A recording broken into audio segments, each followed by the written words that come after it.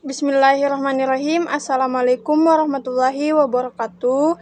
Saya atas nama Nur Fadilah, NIM 20120011 dari kelas AKS 1. Di sini saya akan mempresentasikan tugas akuntansi sektor publik yang diberikan oleh Ibu dosen Nur Fatwa Basar, SE MAK.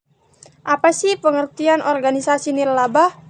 Organisasi nirlaba adalah salah satu institusi yang menjalankan kegiatan operasinya tidak bersifat mencari laba meskipun didasarkan akuntansi umum maupun akuntansi daerah. Pengertian lain dari organisasi nirlaba adalah organisasi yang didirikan untuk menyejahterakan masyarakat atau untuk organisasi non-profit berprofesi untuk memenuhi tujuan amal, pendidikan, agama, atau ilmiah daripada mendapatkan keuntungan.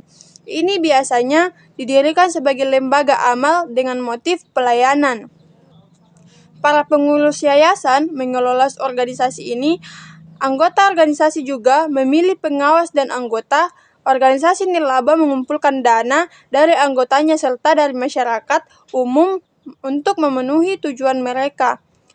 Meskipun lembaga non-profit memang membutuhkan pendapatan atau beroperasi, mendapatkan keuntungan bukanlah fungsi utama mereka. Dengan demikian, mereka tidak perlu mempersiapkan laporan laba rugi yang berhubungan dengan penjualan. Adapun karakteristik organisasi nirlaba, yang pertama ada motif layanan, 2 ada anggota, 3 manajemen, 4 sumber pendapatan, 5 surplus, 6 reputasi, 7 penggunaan informasi akuntansi. Motif layanan.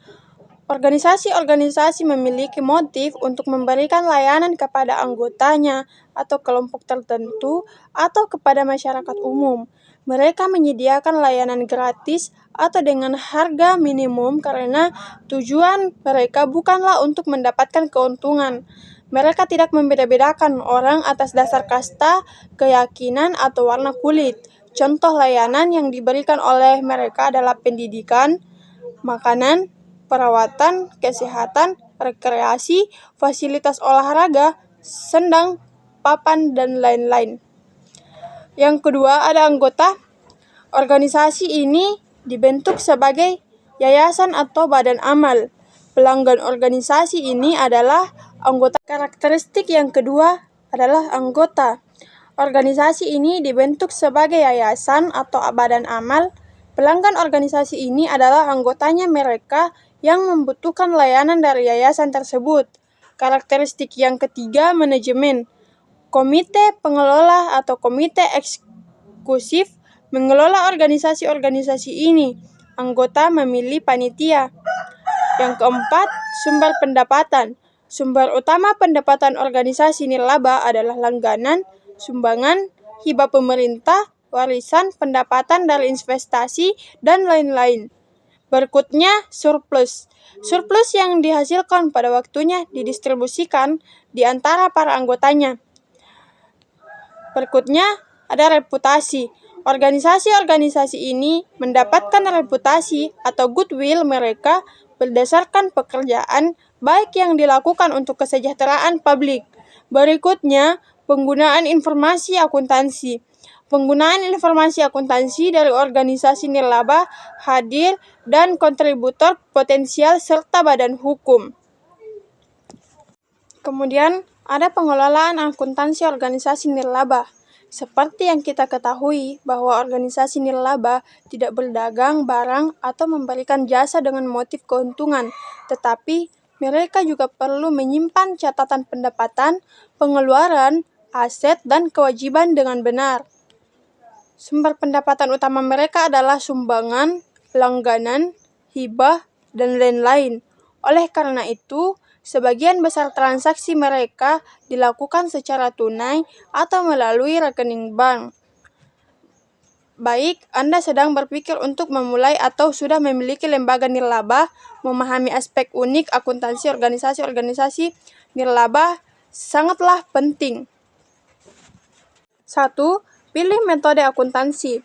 Seperti bisnis apapun, lembaga nirlaba, Anda membutuhkan arus kas yang sehat untuk dijalankan. Anda perlu mendapatkan cukup uang untuk membayar hal-hal seperti gaji karyawan, mengeluarkan pengeluaran tak terduga, tagihan listrik, sewa, dan lain-lain. Meskipun Anda mungkin tidak menjual produk seperti bisnis biasa, Anda memiliki banyak sumber pendapatan. Anda mungkin memiliki anggota yang membayar iuran atau donatur yang menyambungkan uang, dan Anda dapat menyelenggarakan acara penggalangan dana untuk menghasilkan pendapatan. Anda harus mencatat semua pendapatan yang masuk dan pembayaran keluar dengan sistem akuntansi Adapun perbedaan akuntansi konvensional dengan organisasi nirlaba, yang pertama, persentase atau kepemilikan bersama. Yang kedua, akuntansi pendapatan dan beban. Yang ketiga, pendapatan laporan keuangan. Nah, persentase atau kepemilikan bersama adalah salah satu perbedaan akuntansi konvensional antara perusahaan nirlaba dan perusahaan yang berorientasi pada profit berasal dari kepemilikan. Individu dan entitas dapat memiliki presentasi atau saham perusahaan yang dikenal sebagai ekuitas. Saham atau persentase kepemilikan pemilik dicatat dalam sistem akuntansi perusahaan dan meningkat atau menurun seiring waktu. Pemilik yang terdaftar di pembukuan berhak mendapatkan keuntungan dari aktivitas perusahaan dengan menerima dividen atau pencarian keuntungan, atau memiliki nilai kepemilikan saham. Atau pemilik yang terdaftar di pembukuan berhak mendapatkan keuntungan dari aktivitas perusahaan dengan menerima dividen atau pencarian keuntungan, atau memiliki nilai kepemilikan saham atau persentase yang meningkat seiring dengan keberhasilan kinerja perusahaan di pasar. Organisasi nirlaba tidak dimiliki oleh siapapun. Meskipun Anda mungkin telah mendirikan organisasi atau duduk di dewan direksi, Anda tidak memiliki presentase apapun dari entitas tersebut.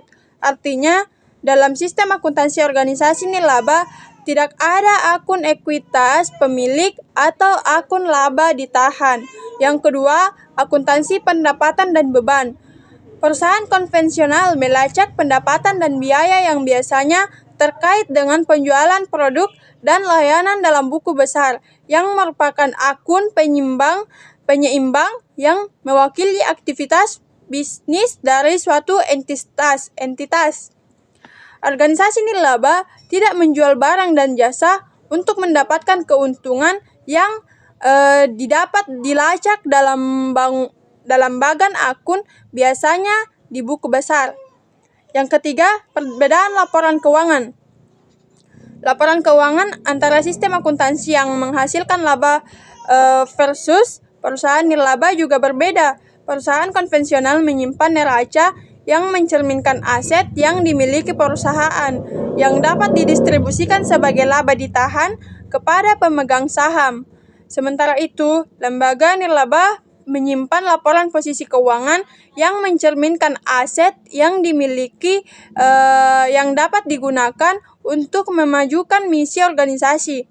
Dengan demikian juga, organisasi nirlaba menggunakan sistem accounting-nya untuk melacak pendapatan bersih dan melacak kelebihan pendapatan atas pengeluaran. Kesimpulannya, itulah penjelasan lengkap tentang akuntansi organisasi nirlaba yang perlu Anda ketahui untuk menambah pengetahuan. Memahami perbedaan akuntansi antara organisasi bisnis dan organisasi nirlaba dapat membantu Anda menghindari kesalahan pencatatan dan dapat memastikan bahwa organisasi Anda memenuhi persyaratan akuntabilitas dan transparansi keuangan di bawah Undang-Undang Indonesia.